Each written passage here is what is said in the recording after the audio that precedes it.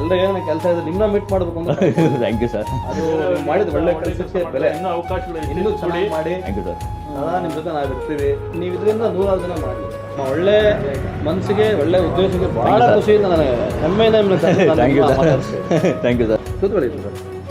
ಅದೇ ಅವರು ಮಂಜು ಅವರು ಇಲ್ಲಿ ಭಾಳ ಫೇವ್ರೇಟ್ ಅವರು ನೋಡ್ತಾ ಇರ್ತಾರೆ ಎಲ್ಲರೂ ಭಾಳ ಫೇವ್ರೇಟ್ ನೀವು ಇಲ್ಲಿ ನಾವು ಥ್ಯಾಂಕ್ ಯು ಸರ್.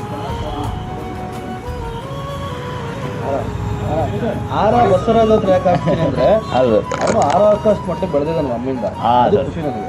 ಅದು ಅವನಿಗೆ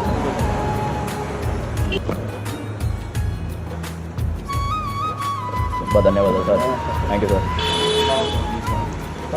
ಸರ್ ಬನ್ನಿ ಹೇಗೆ